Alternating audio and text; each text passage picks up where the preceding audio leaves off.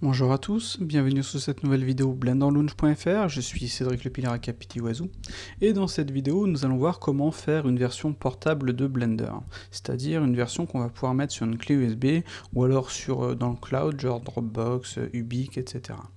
Donc pour ce faire, nous allons d'abord télécharger une version récente de Blender, donc là j'ai Blender en version 64 bits Windows, je clique et ça me le télécharge. Donc je le mets dans un dossier quelconque, on s'en fout, on va l'extraire tel quel.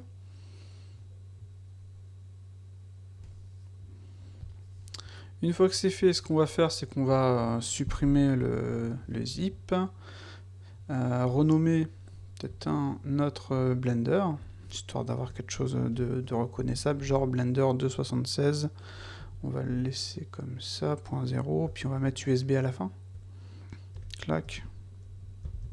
Si vraiment vous voulez le mettre sur USB, hein, ça dépend vraiment de ce que vous voulez faire, voilà.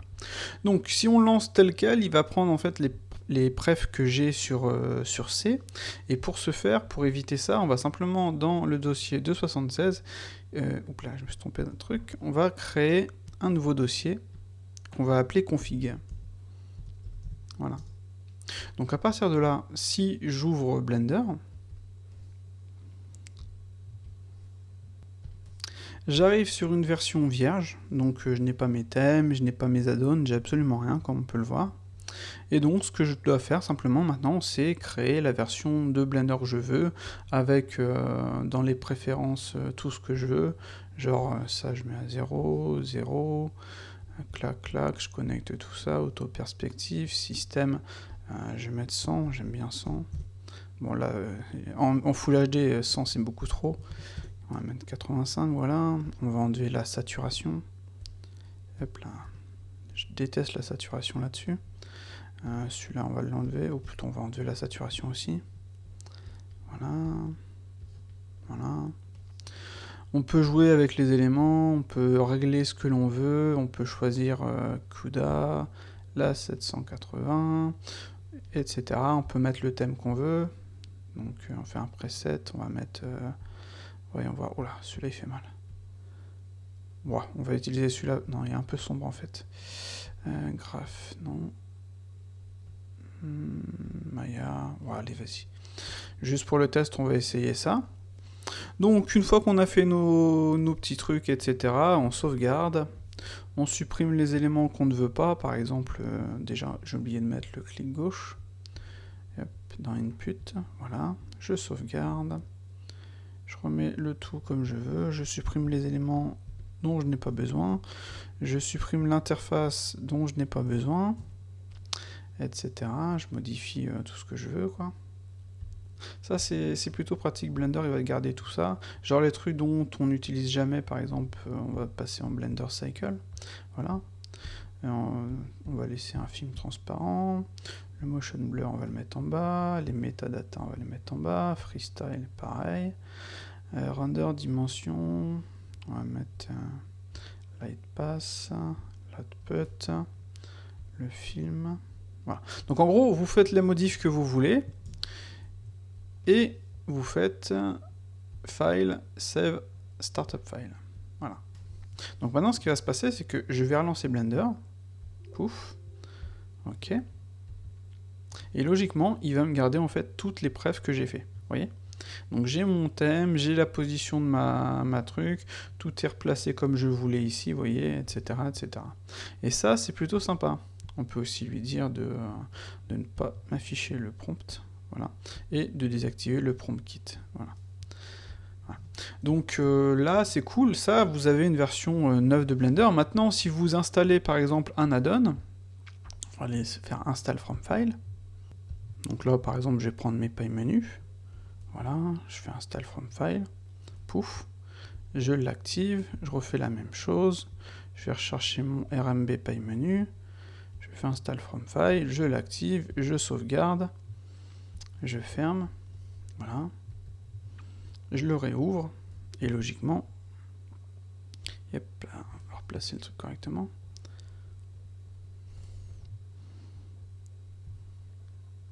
Voilà. Et logiquement, j'ai mes pailles. Voilà, comme on peut le voir. Donc voilà, là j'ai fait une version spécifique à Blender. Je pourrais télécharger, enfin dupliquer la version, faire des modifs, changer le thème, faire une version pour l'archi, faire une version pour le mecha, avec Ardops par exemple, etc., etc. À partir du moment que j'ai le config dans les prefs de dans le répertoire 276 de mon Blender, c'est une version, on va dire, standalone, qui se suffit à elle-même. Elle va pas prendre les prefs qu'on aura mis sur Blender, sur ces deux points, roaming, etc., quoi. Donc là, cette version-ci, je peux aller la copier sur une clé USB, ou même sur mon Dropbox, par exemple. Donc j'ai juste à prendre ça, je copie sur mon Dropbox, et ça fonctionne. Voilà. Donc à partir de là, on est vraiment, on peut emmener notre Blender où on veut. Si on le met dans le cloud, il sera mis à jour automatiquement. Donc tout changement qu'on va faire d'un côté sera mis à jour de l'autre côté. Genre si vous voulez avoir le même Blender chez vous qu'au boulot, eh bien vous le mettez sur un Dropbox ou sur ce que vous voulez, ou même sur votre clé USB, hein, c'est pas un problème. Ça fonctionnera aussi, quoi. Donc quoi qu'il arrive, vous aurez toujours le même. Il suffira juste de rebrancher la clé USB à chaque fois. Par contre, dans le cloud, vous n'aurez pas à le faire, et ça c'est plutôt sympa aussi. Comme ça, vous êtes tranquille.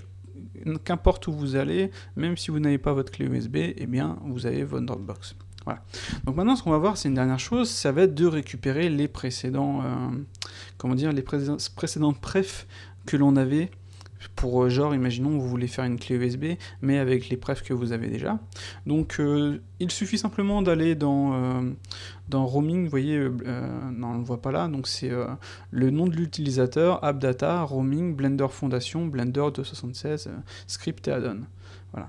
Donc, quand on est dedans, donc je vais aller là juste pour vous montrer, on va faire un propriété. Voilà. Donc, c'est du point, vous voyez, c'est vrai, AppData, roaming, Blender Foundation, blabla. Voilà.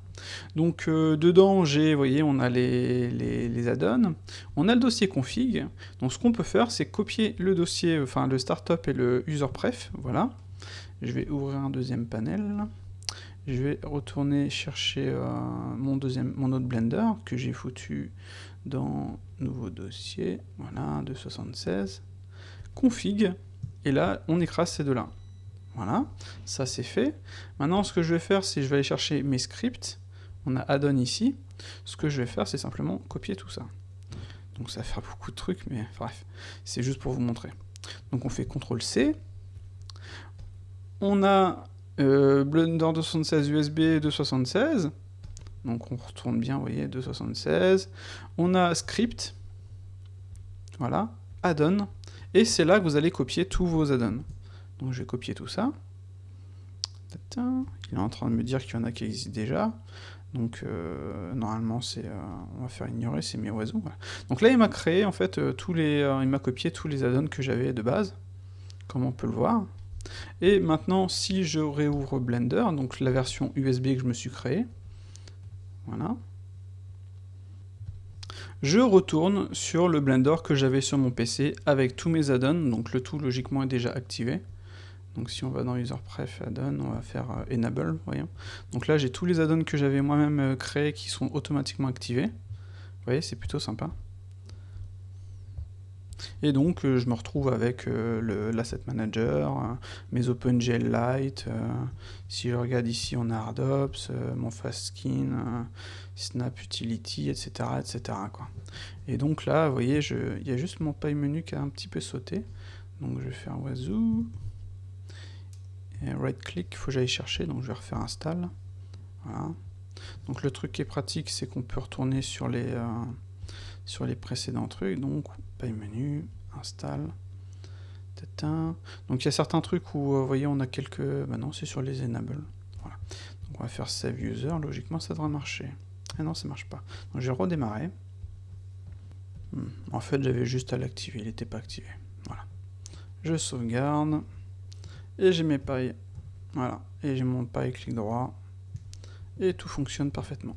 Donc là, j'ai, encore une fois, une version portable, que je peux emporter où je veux, avec les précédentes, avec mes prefs actuels, donc c'est plutôt sympa.